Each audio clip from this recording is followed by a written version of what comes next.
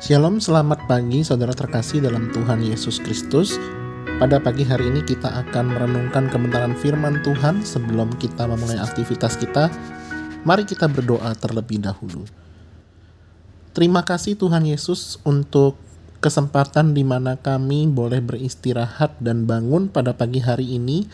Sebelum kami memulai aktivitas kami, kiranya Tuhan yang boleh dapat menerangi hati dan pikiran kami, mengisi kami dengan firman Tuhan yang menuntun kehidupan kami.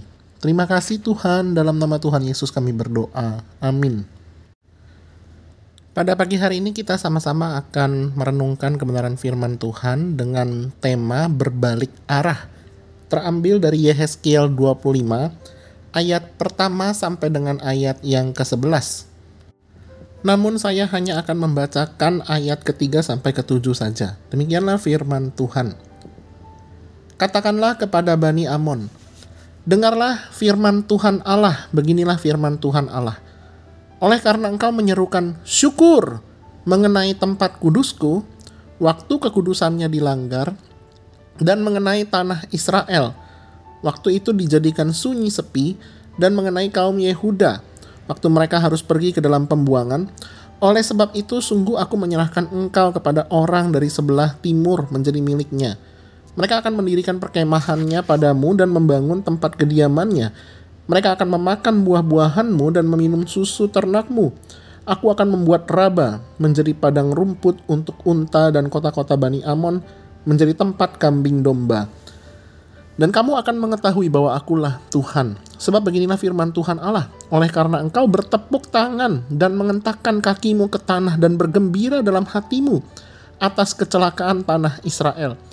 Oleh sebab itu sungguh aku akan mengacungkan tanganku melawan engkau dan menyerahkan engkau menjadi jarahan bagi suku-suku bangsa dan melenyapkan engkau dari tengah bangsa-bangsa dan membinasakan engkau dari negeri-negeri.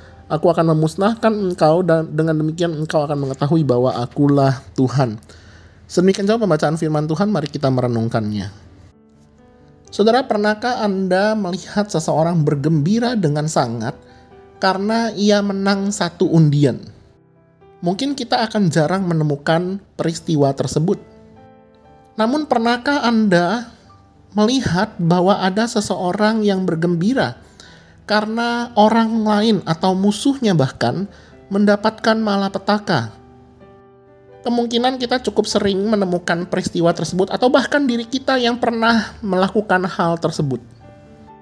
Pada perikop yang telah kita baca, kita sama-sama belajar bahwa Tuhan tidak suka akan orang yang bergembira karena kecelakaan atas diri orang lain. Terutama bagi orang-orang yang bergembira atas mungkin kejatuhan dari orang-orang Kristen sesama saudaranya seiman, ataupun juga mungkin atas kejatuhan daripada gerejanya. Pada perikop yang telah kita baca, Tuhan mengatakan bahwa akan ada malapetaka bagi orang-orang yang bergembira atas kejatuhan gereja ataupun kejatuhan sesama saudaranya seiman. Di ayat 4 dan ayat yang kelima kita melihat bahwa Tuhan akan membuat bangkrut orang-orang yang melakukan hal tersebut. Tetapi di sini bukan berarti artinya orang Kristen tidak boleh berharap akan keadilan daripada Tuhan. Tentu orang Kristen boleh berharap akan keadilan Tuhan. Tetapi yang terutama adalah Tuhan menginginkan kita berdoa bagi musuh-musuh kita terlebih dahulu. Matius 5 ayat 44 dikatakan demikian, tetapi aku berkata kepadamu, kasihilah musuhmu dan berdoalah bagi mereka yang menganiaya kamu. Nah saudara, inilah yang terutama yang Tuhan inginkan ada di dalam hati kita masing-masing kepada musuh-musuh kita.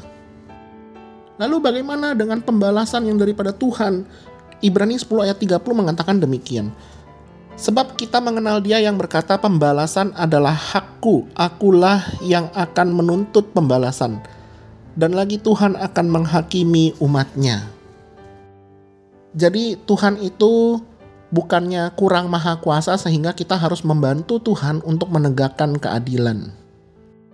Bisa jadi ketika kita melakukan pembalasan dengan tangan kita sendiri, bisa jadi kita itu malah kurang adil dibandingkan Tuhan yang mengadili manusia-manusia yang ada di dunia ini. Maksudnya kurang adil begini. Oh, itu musuhku sudah uangku itu sebanyak 10 miliar, misalnya seperti itu.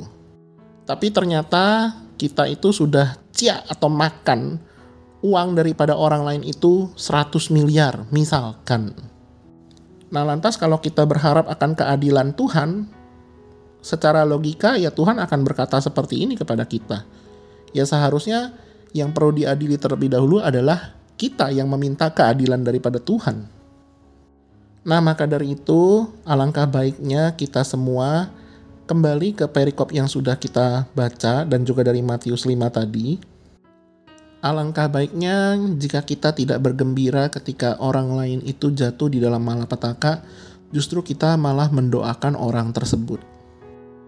Memang porsi daripada keadilan Tuhan, itu Tuhan yang akan memberikan keadilan kepada masing-masing daripada manusia menurut dengan kehendak Tuhan sendiri. Jangan sampai malah kita bergembira atas kejatuhan orang lain, lalu justru ketika Tuhan melihat hal tersebut malah Tuhan tidak berkenan dan seperti perikop yang kita baca tadi Yehezkiel 25 malah akan dibuat bangkrut. Kuasailah pikiran kita, hati kita, ucapan kita agar kita boleh menjadi berkat bagi orang lain dan tidak bergembira atas kecelakaan atau malapetaka yang terjadi atas diri musuh-musuh kita, sehingga Tuhan pun berkenan akan kehidupan kita dan Tuhan malah senang akan kehidupan kita dan memberkati kita. Kiranya Tuhan Yesus senantiasa menolong kita melakukan firman Tuhan ini. Mari kita berdoa. Tuhan, kami berterima kasih untuk firman-Mu yang boleh mengingatkan kami bahwa sesungguhnya kami perlu untuk mendoakan orang lain, terutama bagi musuh-musuh kami yang menganiaya kami. Memang hal ini tidak mudah Tuhan, tetapi Allah Roh Kudus yang senantiasa boleh memberikan kami kekuatan sehingga kami senantiasa boleh dapat melakukan firman Tuhan yang telah kami renungkan bersama pada pagi hari ini. Terima kasih Tuhan, dalam nama Tuhan Yesus kami berdoa. Amin.